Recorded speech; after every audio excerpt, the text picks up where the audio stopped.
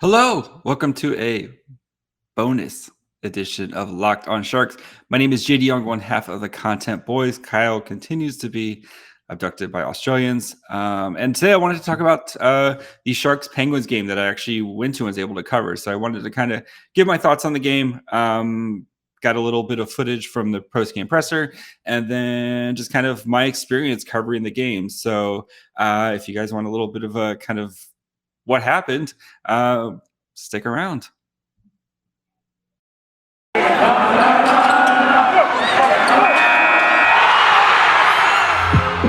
You're Locked on Sharks, your daily podcast on the San Jose Sharks.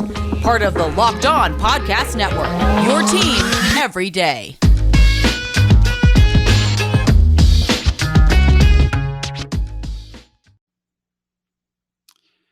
So yeah, the Sharks lost 2-1 in overtime to the Pittsburgh Penguins last night. A game where the Sharks were the better team. And this is now 2 games in a row where the Sharks feel like they've been the better team and just haven't gotten the results they wanted. Right now they're just having trouble finishing, and teams go through that right now. They definitely don't have the top end scoring. This is something that we've talked about before, where if it's not Timo Meier or Tomas Hertl or Couture or what have you, where they're just not, if those guys aren't producing goals every night, they're just not getting the scoring that they wanted. But I think you got to feel really good about the way they've played, even though the results aren't quite there yet. And sometimes you have to, especially in a long season, you have to, look at the process compared to the results. And the Sharks right now are playing actually really good hockey. And that's something that if you think that the Sharks are a playoff team, you can point to and be like, look at what they're doing. They're shutting down these really good teams like the Rangers, who are a top 5 team in the league, the Penguins, who are a top 10 team in the league, and the Penguins, who the Sharks played 2 weeks ago and got annihilated, especially with the 4 goals in the first 6 minutes. The Sharks were the better team, out shooting them, through the first 2 periods by a huge margin. I think it was like 28-12 or something like that in the first 2 periods. And it sucks that they're not scoring right now.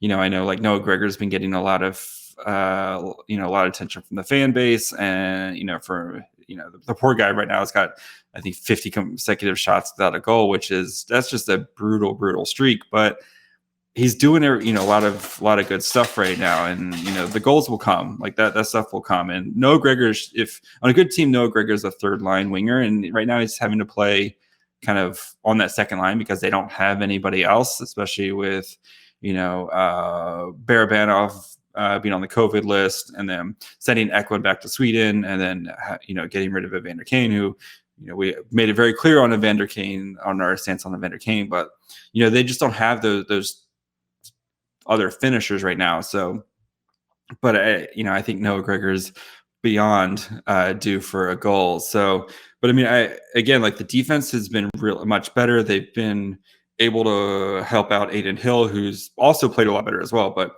the defensive structure of just not letting just open shots to the slot. I know Ferraro had a little bit of a miscue last night, and that happens occasionally. But like the Sharks did a much better job of keeping like Crosby and stuff in check until the overtime, and that much space, just Sidney Crosby is going to tear you up every time. But, I think there are a lot of positives. I know I've been kind of more in the middle of, they should make they have a chance to make the playoffs, and Kyle's been very, what's the point of making the playoffs? But, games like last night kind of make you feel like, if they can find some of that extra scoring, the Sharks could, actually make a run to the playoffs. And especially if you want to keep Tomas Hertl, being able to prove that, hey, maybe, you can get to the playoffs and make some noise.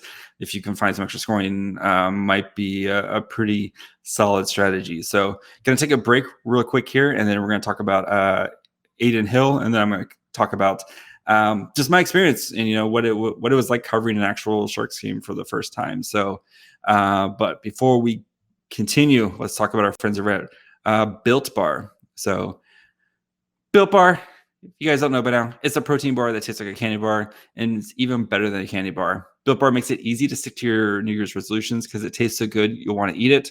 Unlike other protein bars, which can be chalky or waxy or taste like a chemical spill, you want to eat healthy, but it just gets so boring. By like week 3, you're like, I'm done.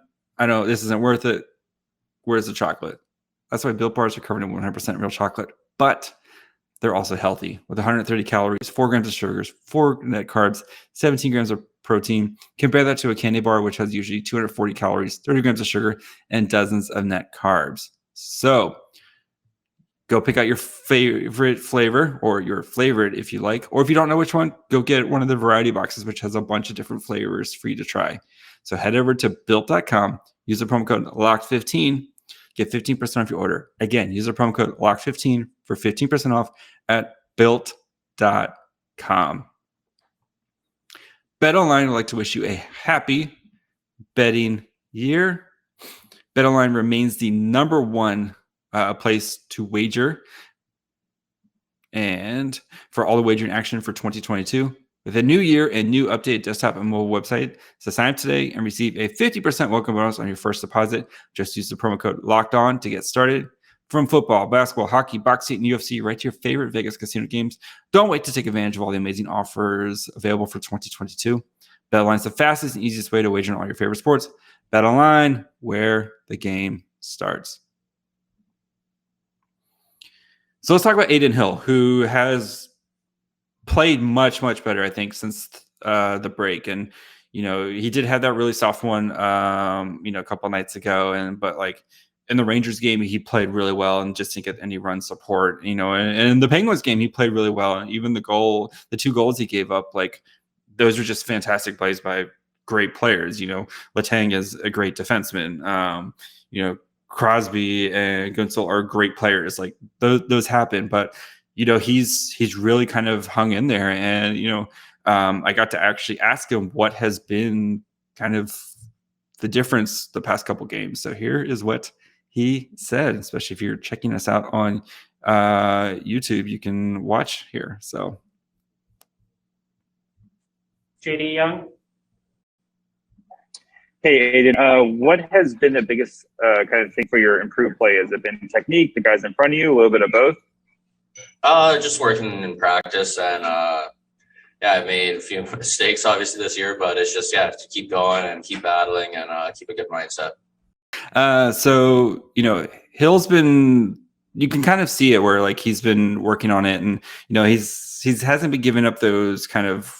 I know the glove hand's still an issue, and that's something that he's going to have to continue to rectify. But like, and especially with Reimer out and he's having to be the guy, I think he's done a good job of standing up. And when Reimer gets healthy here and he starts to play a little bit more, we can get back to a little, because it's been very streaky between the two, where each guy's been playing 4 or 5 games in a row because the other guy's been hurt, or just the other guy just doesn't have the confidence right now. So if Hill can continue his kind of upward trend right now, and Reimer can kind of come back in, and then they're not having to play 3-4 games in a row and wear themselves out, that's a good sign for the Sharks to be able to have competent goaltending. And then the defense has been a lot better. And again, if they can just find some scoring punch, especially if the power play, which has been their Achilles heel lately, if that can get going, they have the makings to be a team that can really hunt for the wild card. So it sucks that they lost, but I'm feeling more optimistic about them than I was a couple weeks ago, especially right after the break, where they barely beat the Coyotes. They got, shellacked by the Penguins, and, they just weren't playing their game. And it feels like that they're getting back to that more defensive style, grinded out game. So when you play that way, though, you do have to score the occasional goal. So I think they're getting there, and I think we're going to see an uptick in goals here soon. So they've been playing the right way. They've been doing the right stuff. They're just not getting rewarded. So process over results on this one. And I think the results will start to come. So, but my experience, I wanted to kind of talk about that. First of all, I have to thank the San Jose Sharks, of course, for letting me come cover. A couple other people. I wanted to, of course, Shang Peng for kind of showing me the ropes and, kind of taking me under his wing for the night. And, Shang's done a bajillion things for me, so I wouldn't be here, talking to you guys if it wasn't for Shang. And then also C. Morley over at SB Nation at Fear the Fin, who took the chance on me and hired me there to make graphics. And this just goes to show you, kids, if you make enough dumb memes and make enough dick jokes, maybe you too can also go cover the Sharks. But it was an incredible day. So I got there to morning skate, and I was actually the only Sharks kind of beat writer, or none of the other Sharks beat writers were there. So it was neat to just kind of watch the players doing their drills and kind of see how they interact with each other, and kind of how the drills, like, they're always constantly moving, and just kind of taking all that in. And then watching the Penguins, come out and kind of do their thing. And, again, it's just, 20 feet in front of you, Sidney Crosby and Malkin, and just, generational players in front of you. And you're just kind of sitting in the stands watching them practice and stuff. And, and then coming back for the game, and just kind of everyone was super nice to me. And, got to meet some of the other beat writers and stuff, and, going up in the rafters and kind of walking around and checking it out. And, it was just an amazing experience, something I'll never forget. I'm definitely going to try to get up there again. It's a little hard for me, the schedule with having kids and a wife, but, it was a super fun experience. And I couldn't be, more thrilled, and I couldn't, the big thing is, the fact that you guys even pay attention and listen to us, and, made us as popular enough to do this. So, but yeah, it was just a super fun experience. I posted some pictures on Twitter and on my Instagram accounts. If you want to go check those out, you can kind of see some of the behind the scenes stuff. But, just being there and kind of being in the mix, it was kind of a surreal night. The whole time I just kind of keep kind of laughing to myself about, like, oh my God, I'm here doing this, so. But yeah, so we'll be back tomorrow with a preview show with Sarah Avampato of Locked On Kings. So kind of a very interesting matchup between two teams who are kind of both in the mix of it right now. So I think this is kind of a big measuring stick game for both teams about if they really, really do have playoff aspirations. So, and it's also a weird 1 p.m. start time. So that might have a little, something to do with if either team comes out to a slow start. So make sure you guys are, checking us out on YouTube. So subscribe there, where we are on our way to 550 subscribers. So the march to 1,000 continues. You can also listen to us wherever you get your podcasts, Apple, Spotify. You're listening to us now. So wherever you do that, continue to do that. Make sure you leave us a 5-star review. You can also do that on Spotify now. So I hit the wrong thing. Jesus. This is a mess. Anyway, that's it. You can find me at my fry hole. Locked On Sharks is on Twitter, Facebook, and Instagram at Locked On Sharks. We'll be back tomorrow. Don't forget, on Wednesday, Scouch returns. So we're going to kick off our draft coverage for the 2022 NHL draft. I'm going to kind of get the big overview of some of the big names in the draft, and as in our quest to find William Eklund a friend. And that's going to be it for me today. Bye, friends.